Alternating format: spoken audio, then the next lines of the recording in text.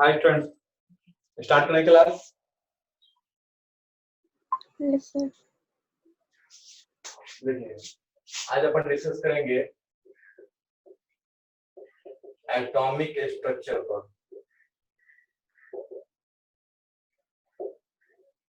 Atomic structure में हम लोग सबसे पहले मॉडल पढ़ेंगे थॉम्सन मॉडल। थॉम्सन मॉडल, ये थॉम्सन ने क्या कहा था, ठीक है, कि भाई एक एटम जो है वो न्यूट्रल होता है। क्या होता है? एटम क्या होता है? न्यूट्रल होता है, क्योंकि उसमें इक्वल नंबर ऑफ प्रोटॉन और इलेक्ट्रॉन मौजूद होता है, ठीक ना।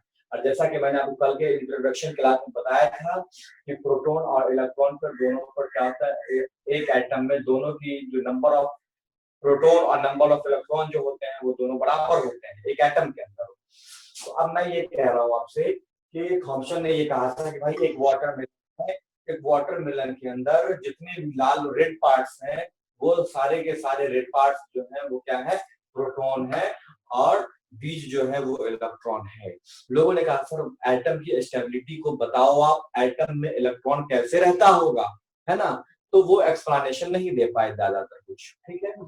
तब जाकर के रदरफोर्ड साहब आए, ठीक है।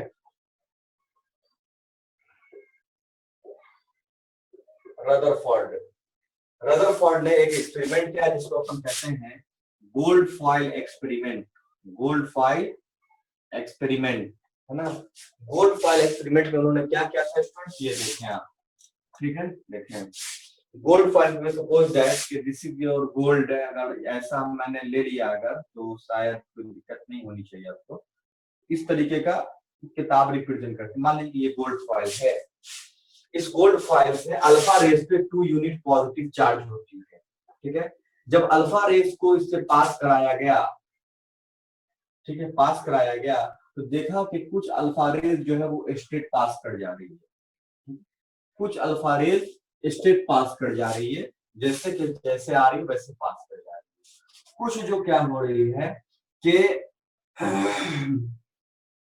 है ना, कुछ अल्फा रे डायरेक्ट पास कर जा रही है, उसमें कोई डिफ्लेक्शन नहीं आ रहा। कुछ अल्फा रे डायरेक्ट पास कर जा रही है, कोई डिफ्लेक्शन नहीं आ रहा। कुछ अल्फा रे डायरेक्ट पास कर जा रही है, डिफ्लेक्शन नहीं आ रहा।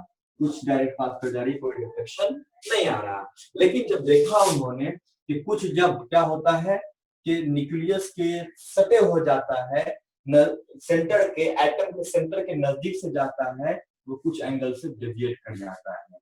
जो कुछ जो है वो सेंटर से करीब होकर के जाता है वो डेविएट कर जाता है ना, दूर भागता है, ठीक है।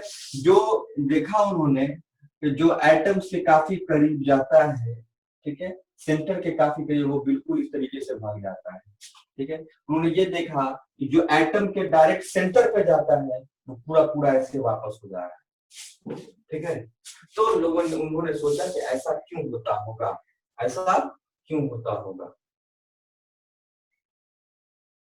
ठीक है। ये फिगर समझ में आ रहा है स्टूडेंट्स आपको? Yes sir. ठीक है, तो क्या कहा उन्होंने, देखो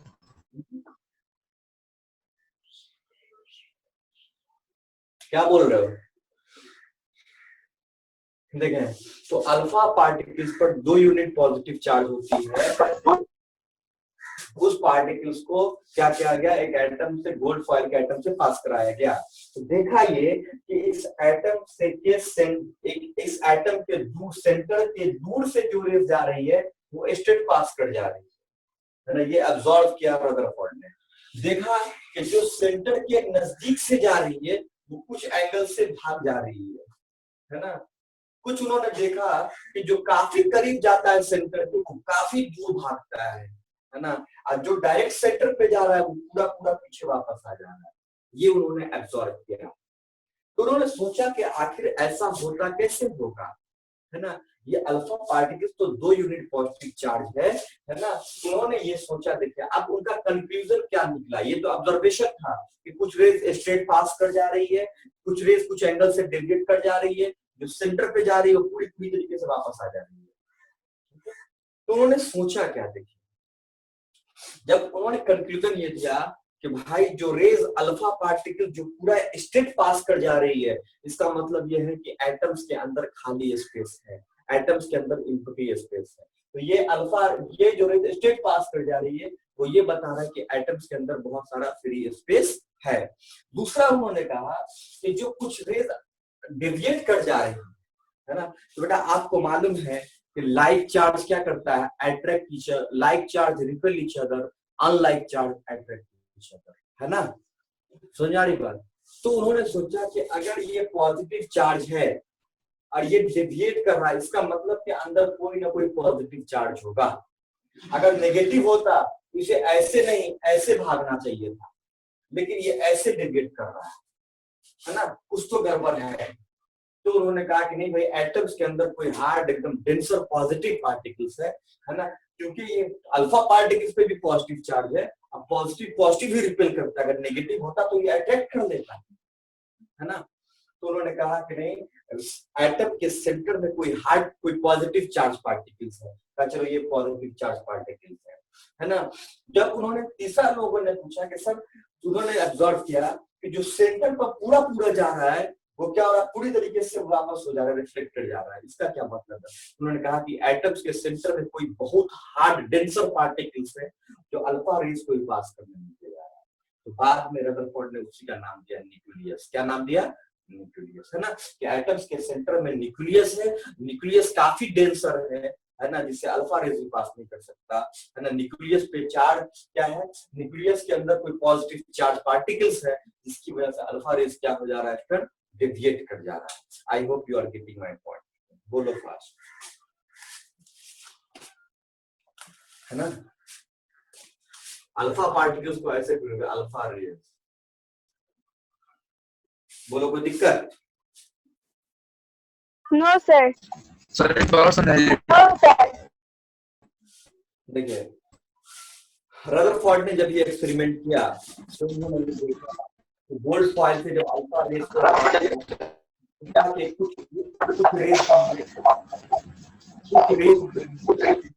स्टेट पास कर जा रही है, ठीक है। कुछ उन्होंने देखा ये सेंटर पर जाते ही कुछ एंगल से डेविएट कर जा रही है, और कुछ जो उस पे जा रही है सीधे वापस ऐसे आ जा रही है। तो उन्होंने कंक्लूजन दिया, उन्होंने कहा कि जो अल्फा रेज स्टेट पास कर जा रही है, इसका मतलब ये है कि एटम्स के अंदर फ्री स्पेस है। दूसरा कि जो कुछ अल्फा रेज कुछ एंगल से डेविएट कर रहा है, इसका मतलब है कि एटम के सेंटर में कोई हार्ड और पॉजिटिव पार्टिकल्स है, जिसकी वजह से एक पॉजिटिव पार्टिकल्स को डेविएट होना पड़ रहा है ना। और तीसरा उन्होंने कहा जो रेज सीधे सीधे सेंटर पर जाती थी वो पूरी तरीके से ऐसे वापस हो जा रही है, इसका मतलब उन्होंने कहा कि कोई बहुत ही ज्यादा डेंसर पार्टिकल्स है एटम के सेंटर के, ठीक है। बाद में उसी का नाम उन्होंने क्या दिया, न्यूक्लियस दिया। I hope everyone getting my points,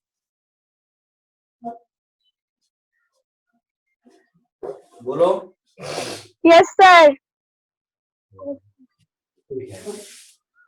चलिए, तो अब इन्होंने कहा ठीक है, अच्छी बात है, ये सब बातें उन्होंने बताया, ये काफी कारगर रही रदरफोर्ड की ये थ्योरी, है ना। तो चलो भाई बहुत अच्छा, है ना। अब उसके बाद जो है रदरफोर्ड से लोगों ने पूछा सर ये तो ठीक है, आपने कहा कि एटम्स के सेंटर में पॉजिटिव चार्ज पार्टिकल्स है ना, जिसको अपन न्यूक्लियस कहेंगे, उसके अंदर कुछ चार्ज पार्टिकल्स है। बाद में पता चला कि भाई इसके अंदर प्रोटॉन और न्यूट्रॉन रहता है ना। लोगों ने पूछा कि सर उसमें एटम की स्टेबिलिटी क्या है, एटम कैसे रहता है, एटम्स के अंदर जो चीजें हैं वो कैसे उसके अंदर सर्वाइव करता है, ये बताइए आप।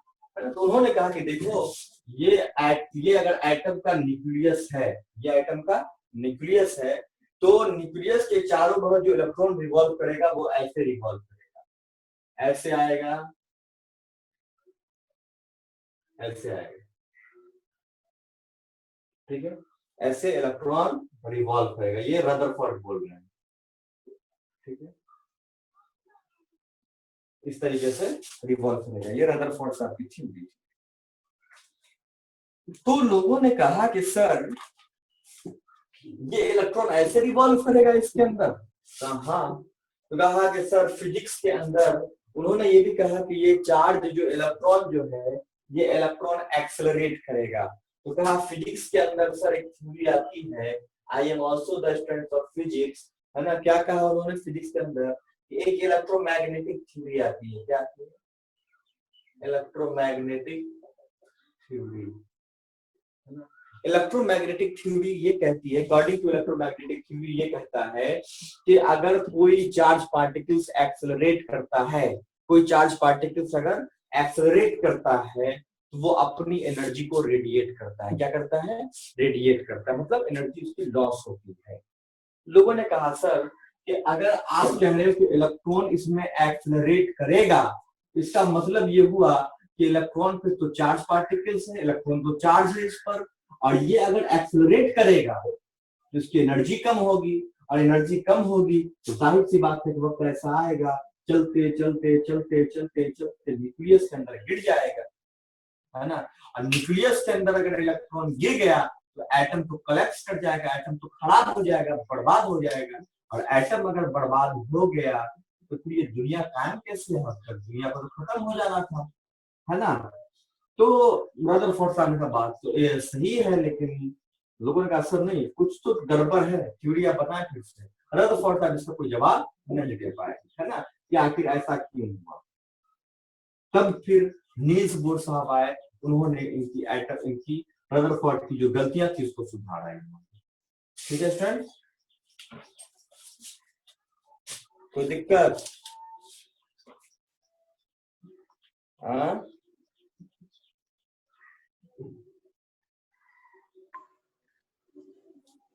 बोलो।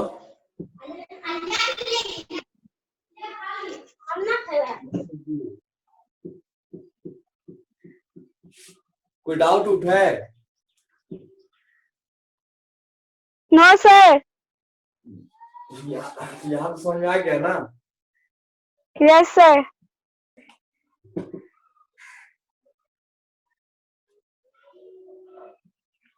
एक इलेक्ट्रॉन पे कितना चार्ज होता है?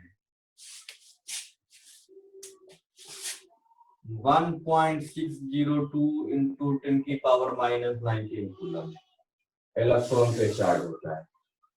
अब प्रोटॉन पे भी यही होता है, 1.602 इंटू 10⁻⁻19 कूलम, ये प्रोटॉन पे भी चार्ज होता है।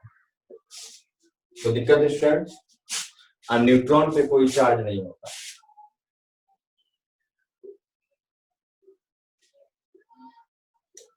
ठीक है,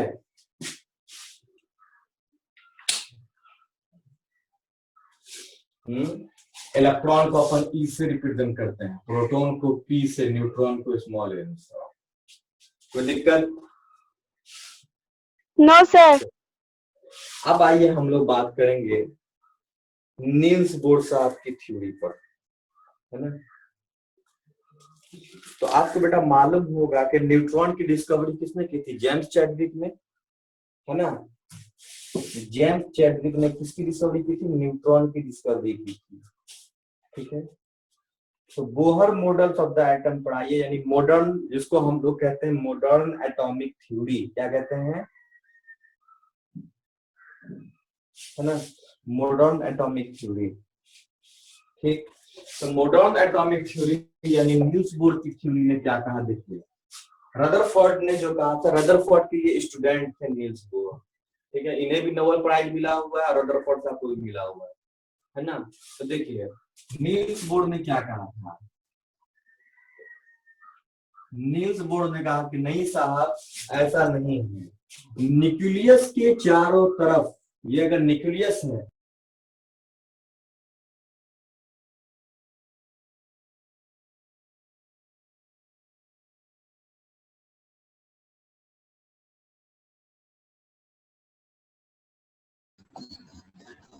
सर आवाज नहीं आ रहा है।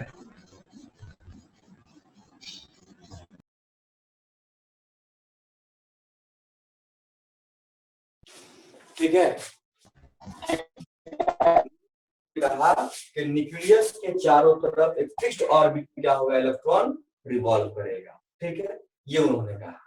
दूसरा उन्होंने ये कहा कि क्या कहते हैं, हर ऑर्बिट का, न्यूक्लियस के बाद जिसमें इलेक्ट्रॉन रिवॉल्व करेगा, हर ऑर्बिट की अपनी अपनी एनर्जी लेवल होगी, अपना अपना एनर्जी होगा।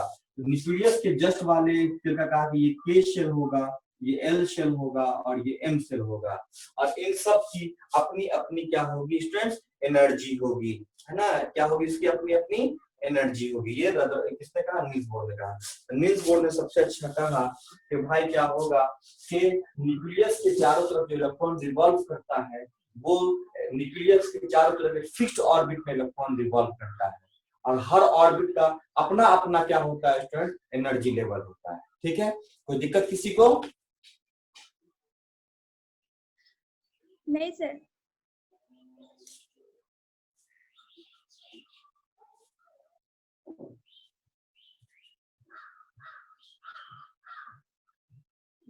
ठीक है, उसके बाद उन्होंने ये भी कहा कि देखिए अब रदरफोर्ड ने क्या कहा था कि इलेक्ट्रॉन एक्सेलरेट करेगा। यहाँ नील्स बोर क्या कह रहा है कि नहीं साहब, ऐसा है कि जो इलेक्ट्रॉन रिवॉल्व करेगा ना उसकी एनर्जी में कोई कमी नहीं आएगी, कोई एनर्जी में कोई कमी नहीं आएगी। ठीक है, वही कांस्टेंट एनर्जी से वो रिवॉल्व करता होगा ऑर्बिट के अंदर, ये नील्स बोर कह रहे हैं।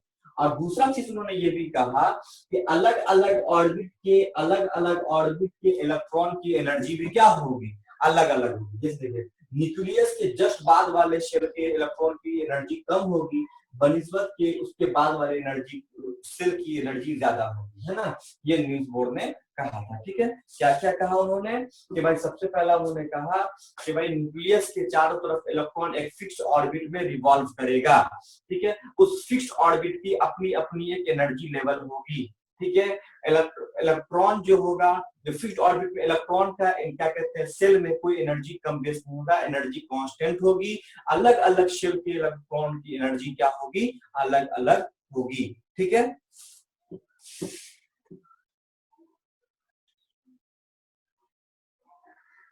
कोई दिक्कत? नहीं सर। एक बार और बता दीजिए। हाँ, सर एक बार फिर से बता दीजिए। एक बार फिर से बता दूं। देखो नील्स बोर ने क्या कहा था, नील्स बोर ने कहा कि न्यूक्लियस के चारों तरफ इलेक्ट्रॉन क्या होगा, फिक्स्ड ऑर्बिट में मूव करेगा, है ना, इलेक्ट्रॉन फिक्स्ड ऑर्बिट में न्यूक्लियस के चारों तरफ रिवॉल्व करेगा, पहला उन्होंने कहा। दूसरा उन्होंने कहा कि क्या कहते हैं, ये जो फिक्स्ड ऑर्बिट होगी, इन सारी फिक्स्ड ऑर्बिट का अपना अपना एक एनर्जी लेवल होगा। ठीक है, न्यूक्लियस के क्या कहते हैं, क्योंकि हर ऑर्बिट का अपना अपना क्या होगा, एनर्जी लेवल होगा। यानी कि जैसे तीसरी चीज इन्होंने ये कहा कि एक सेल में जितना भी इलेक्ट्रॉन होगा उसकी एनर्जी कांस्टेंट होगी, उसकी एनर्जी में कोई कमी बेसी नहीं आएगी। क्लियर है बात है?